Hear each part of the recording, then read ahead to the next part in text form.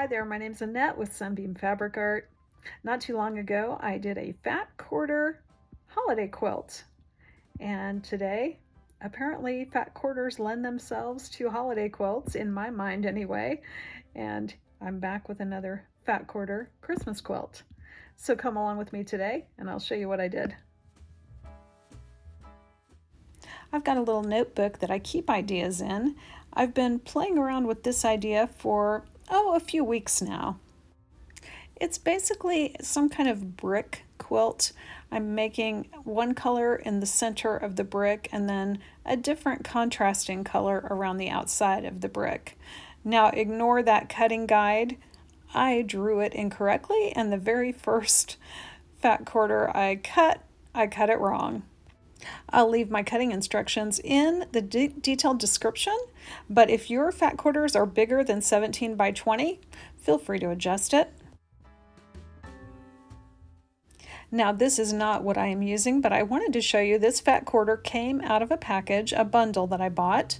Really pretty fabric, isn't it? But I wanted to measure it. I wanted to say to you as an audience, most fat quarters are supposed to be 18 inches by 21 to 22 inches.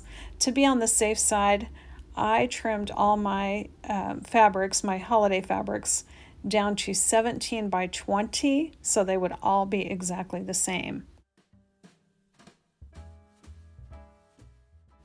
What you will see me doing here as I cut apart some fat quarters, I'm layering a contrasting fat quarter with a lighter, different fat quarter. And you can stack these as high as you feel comfortable cutting with your rotary cutter setup. I am stacking them 4 at a time.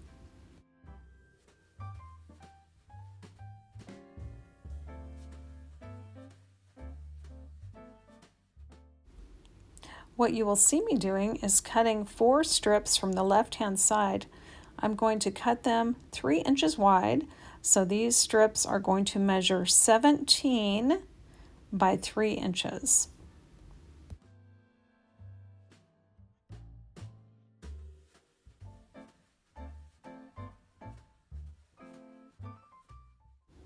The remaining piece measures 17 inches by 8 inches. I'm cutting it in half into 2 4-inch strips. Then I'm going to trim 2 3-inch by 4-inch pieces off of the bottom.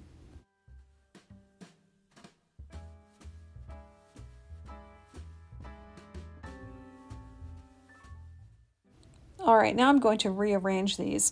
I'm taking the pieces that are measuring 4 by 11 inches. Those are the center of my brick. Next, I'm going to just flip one little piece so you can see how these are going to look. Now on this one, I'm going to leave the center, that cute light green fabric, and change all the other ones, because as I put all these together, I'm going to get 2 opposite brick blocks. So that is our basic block. I'm going to go through the rest of my 17 by 20 inch pieces and cut them according to plan.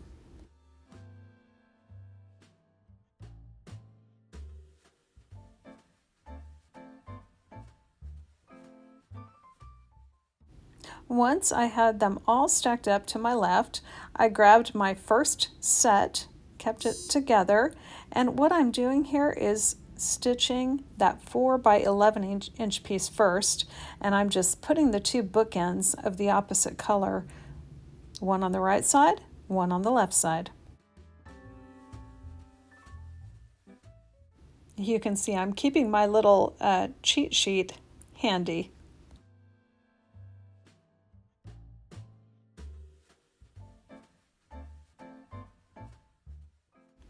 I'm going to chain piece as much as possible, so here you can see I'm sewing that right hand side onto all of these 4-inch by 11-inch pieces first. Then I'm going to flip the blocks around and stitch the fabric on the opposite side.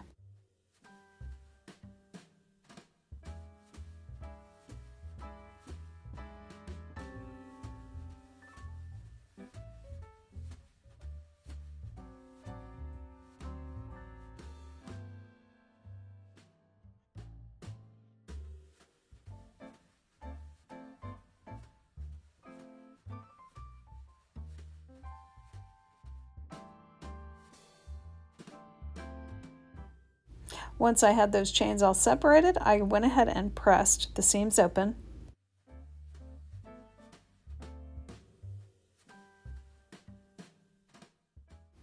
The next step is to stitch these long pieces to each side, but remember we cut 17-inch strips. Now that we've sewn 2 seams, those strips are really only needing to be 16 inches. So for each set, I took the time to trim 1 inch from those long strips.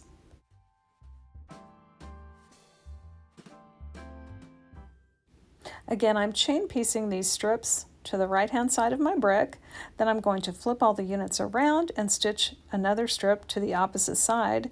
Since my center is 4 inches and my strips are 3 inches, I don't have to press one side open before stitching the other side.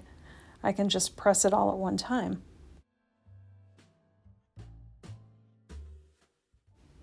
I continued the same process with each set. I trimmed that extra inch off my 17-inch strips to cut them down to 16. First, I created the inner brick, and then I added those long strips for the outer brick.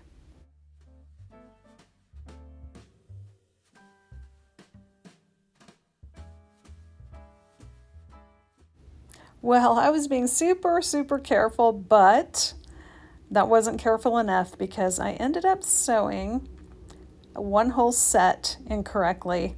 I put the wrong strips around the brick. So I had to pick out all the seams and fix that and swap out the strips and the bricks. I'm using a little tape to get the little tiny pieces of thread off of my fabric.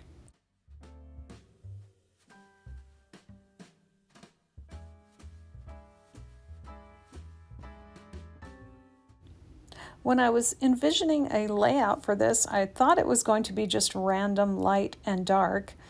But as I started laying it out on the floor, I decided I didn't really like where it was going. The reds kept ending up next to each other. I couldn't figure out how to get it to be light, dark, other than my old standby, which is putting everything diagonally.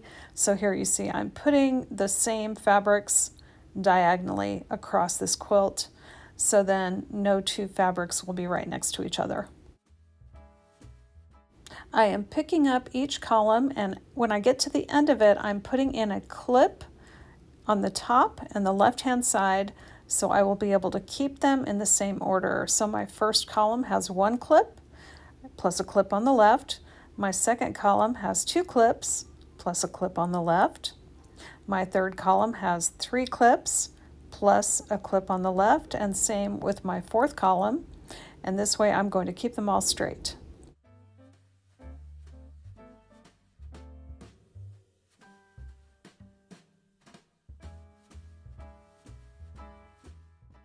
Starting with column 1, I'm taking my very first block, that's the one with the clips in it, and I'm going to just put the second block right sides together, just flip it right over and stitch that seam, and then I'm going to chain piece the following blocks, 3 and 4, and then 5 and 6 together, and then 7 and 8 together. Each column has 9. I left that 9th block till the very end.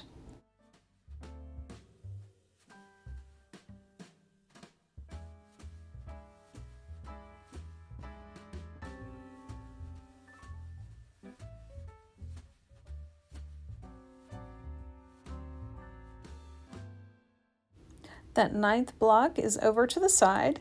Now I'm separating the chain.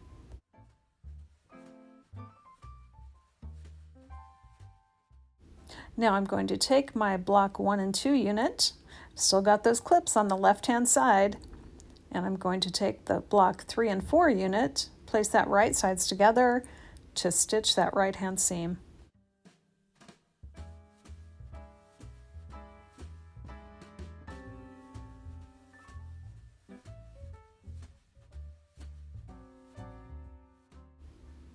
Next, I'll stitch the blocks that are 5 plus 6 and 7 plus 8 together. Then I'll stitch all those first 8 blocks together, and finally I will add that 9th block.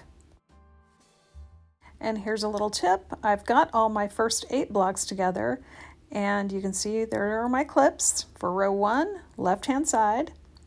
Well, the tail end of this, which is the 8th block, is long enough I can just flip it around without breaking my thread and add that 9th block.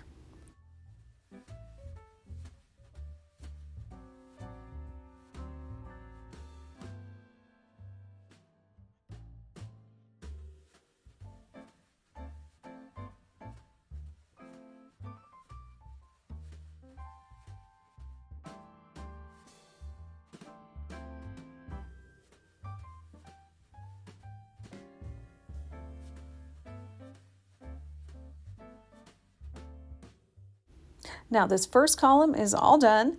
I'm going to keep those clips in it while I set the column aside. Then I'm going to get started on columns 2, 3, and 4.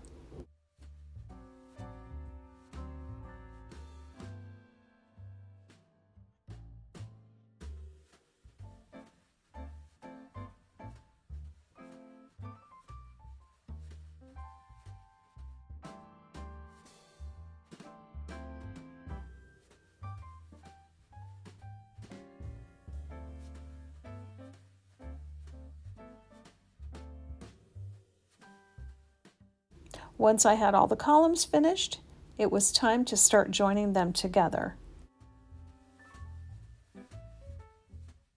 I started by laying column 4 on the left and column 3 on the right. Then I placed them right sides together. Next, I used the nesting technique to match up my seams where my blocks meet. And I'm using a clip to hold that seam in place until I can get to the sewing machine. And now that I'm going to be joining 2 columns together, I'm removing the clips that indicated column 4 so I can stitch on that side.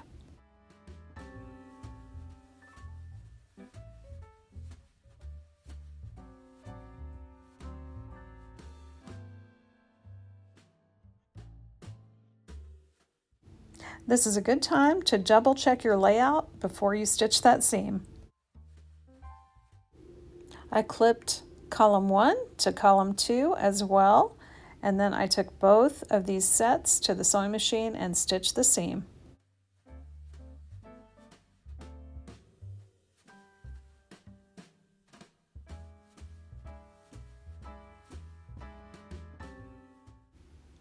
Next, I took these 2 units, put them right sides together, and clipped my seams once again. If you find that your units are getting a little too heavy and the quilt's getting a little too big, you may want to add extra clips or even pins to hold it all together while you put it through the sewing machine. Well, this is going to make a really cute Christmas quilt for someone. This is an interesting layout though, because it can be modified to any size. If you're starting with yardage or you've got even layer cakes, you could maybe cut the layer cake into half and then make each half a brick if you wanted to make little tiny bricks. So it can be modified any way you want to. One thing I thought about doing was putting a small, maybe like a 1-inch border around each of my bricks and then attaching them all together. I didn't do it, but I think I might try this plan again sometime and do the surround of a small white border around each brick and see what happens. This quilt went together in about 5 hours, so it was super easy, super fun. And as always, I really want to thank you for joining me today. I love sharing these ideas with you, and I hope you enjoyed it. Hope to see you back again real soon.